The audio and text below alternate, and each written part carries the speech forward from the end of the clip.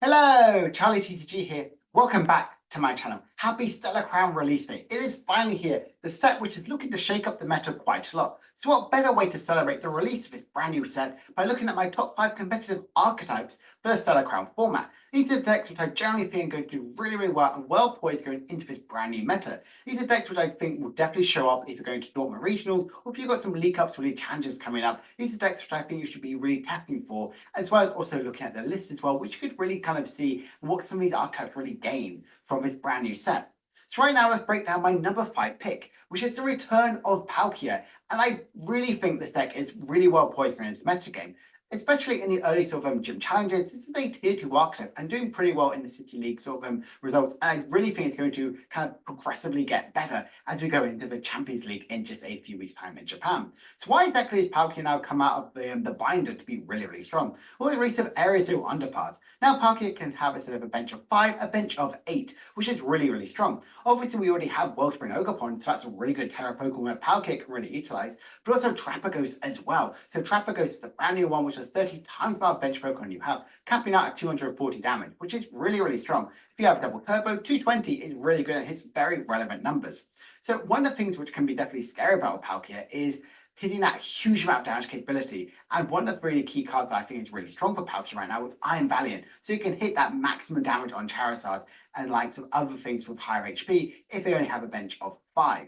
It also has the likes of Noctowl as well and Rotom Fan to get any of your key pieces you really require, and a return of likes of Palkia Inteleon. From my testing, this is exactly where I'm at right now. Having only a 2-2 line of Palkia, I think you're absolutely fine. These are other amazing attackers as well. You've got Wellspring Ogerpon, you have Trapagos, and even Blood Moon Ursaluna. Blood Moon Ursaluna, I love this one for a single energy. You can do 240 damage in the late game, which I really, really love. Heck, if you're playing Glass Trumpet, you can energy accelerate and attack with it much earlier on in the game. The reason I play Iron Valiant, like I mentioned before, you can actually hit these big numbers from Palkia much earlier on. One Iron Valiant is effectively the place of 2 bench Pokemon.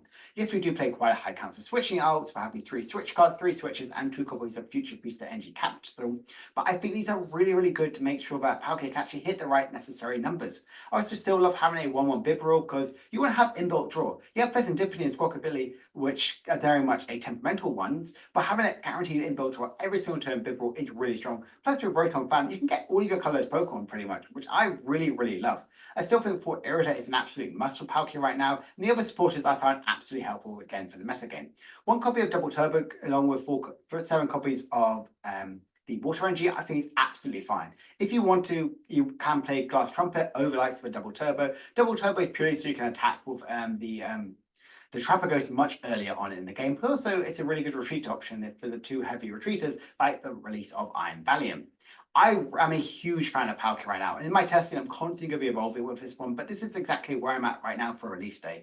I love what Noctowl really has to offer for Palkia. Getting any of your key pieces, gets your Irida plus potentially additional card you really, really require, which I absolutely love. You might go, oh, why don't you play Captain Clay or Gringer? Well, you can, but it's pure on the basis of space. And this is generally where I'm at right now. Palkia, I think it's very, very well poised for meta game. If Rhydon Ironform is definitely spike up in play because of Palkia, Palkia will definitely go away, but right now I think it's really, really strong. My number 4 pick actually goes to Dragapult. And Dragapult, as we know, and we've talked about it extensively on my channel, we do know it does incredibly well in Japan, and it's never really translated over here. But right now it's a tier S in Japan, because it gains so many good cards, and I generally think right now it's the time to shine. It gains likes of Sparkling Crystal, so Dragapult can attack for a single energy, and it's a tool card as well, so it makes it easily searchable for likes of Arvin. You have Briar, so you can take additional more prize cards as well if your opponent's taken 2. You have Crispin for energy acceleration, so I do think all of these cards are so powerful for really going into like Dragapult's way. But it's also a Terra Pokemon, so you have the areas or underparts, you can have a huge bench size, and even capitalize on the release of Noctowl as well to get any of your combo card pieces you really require. Dragapult had so much going for this one, and right now on my list right now, I'm kind of focusing more on the classic sort of build as well. Having the Dusknoir, you still want to put those damage counters around the board today, taking additional more prize cards that way is so strong. I've gone for 1 Briar and 1 Crispin because I think this is a perfect combination for Dragapult. Briar as well for the late game, try to take the additional prize card if your opponent's exactly 2 prices.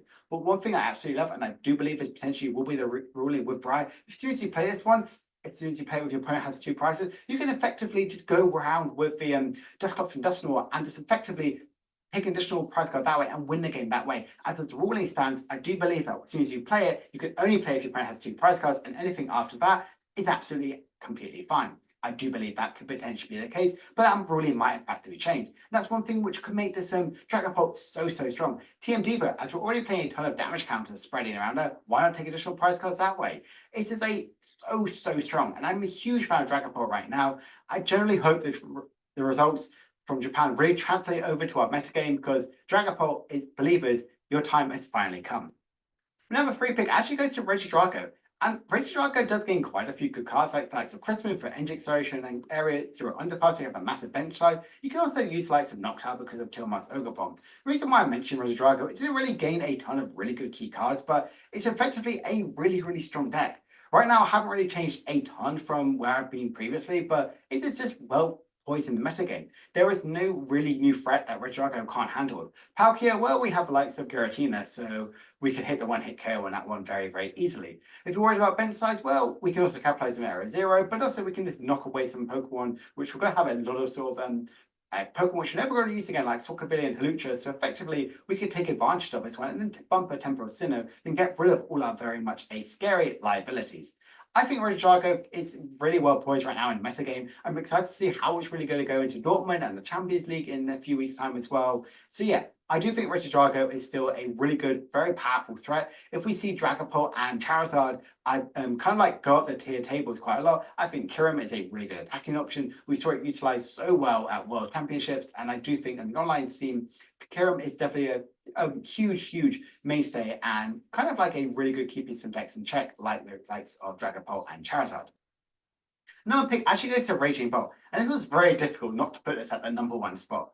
Raging Bolt gains so many good stuff from the brand new set. It gains likes of Noctowl, Area 0, Crispin, Briar, Garth Trumpet, so many ways to put some energies out into play, plus also having a huge bench size. With having lots of Tiamat's Ogre Bombs in play anyway, having the Area 0 just makes absolute sense. You always want to have as many Tiamat's Ogre Bombs in play, you want to have as many Raging Bolts set up, and now you can. Like so, Briar makes sure that Tiamat's Ogre Bomb is a really good attacker in the late game as well, taking additional prize card in Charizard matchup if you fortunately have to take a KO on a Charmander.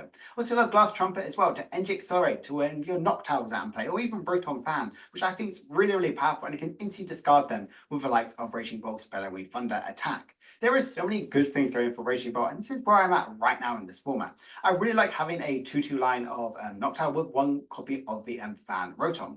You might go, but Charlie, why are we playing this? Well, if we're playing the Area 0, we might as well play a Fan Rotom. Guarantee it's like a buddy Poppin effect, but also we can get our Noctowls out as well for next turn. If your opponent isn't going to Iono them, or effectively against Charizard or stuff like that, there are only turns in when to kind of get the Arvins play, but you might have to force them to play an Iono, which can obviously be a bit devastating for your play, but you have a ton of draw factor in this deck and lots of shuffle mechanics, so you don't really worry if any of your Noctowls go to the bottom of your deck.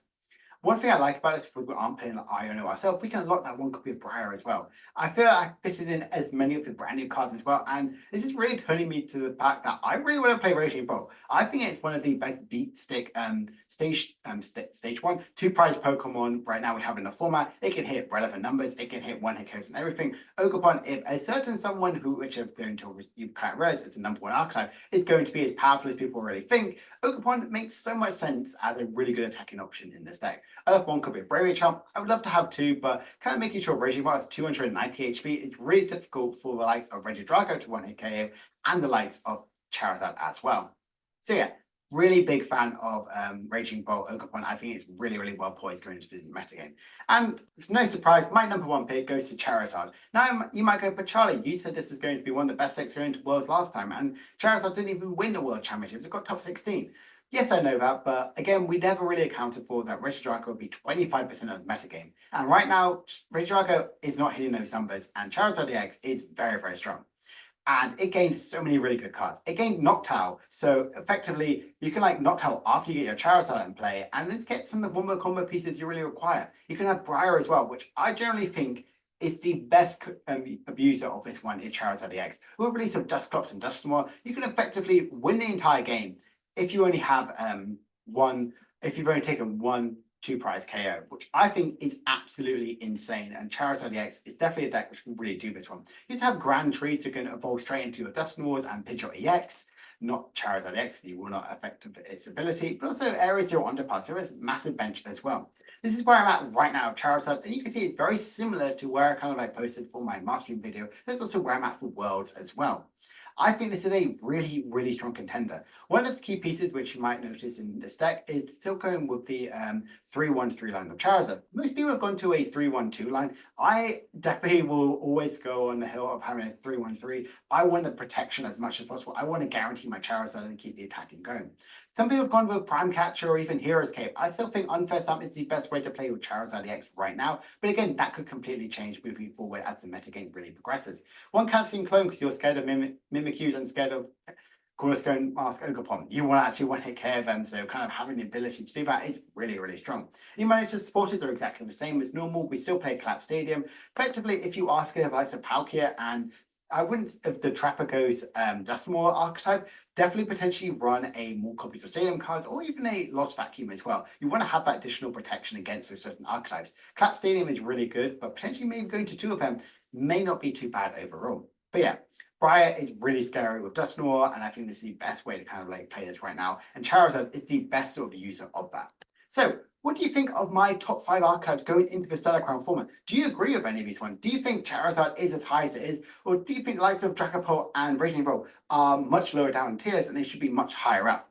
Or do you think some other archetypes like Ancient Box and Trapagos are actually well poised in the metagame and will be in the top 5? Please, let's argue that down in the comments. And I'm really, really excited about Stellar Crown. I'm so excited that we're actually seeing a big shake-off to the metagame, despite the set not being as powerful as we may have thought about it with not so many like brand new archetypes, but so many existing archetypes getting that huge buff for what Stellar Crown really has to offer. So, hope you guys enjoyed this video. If you have, please make sure to like, subscribe, comment down below what your favorite new archetype is from Stellar Crown, and I will see you guys in a few days.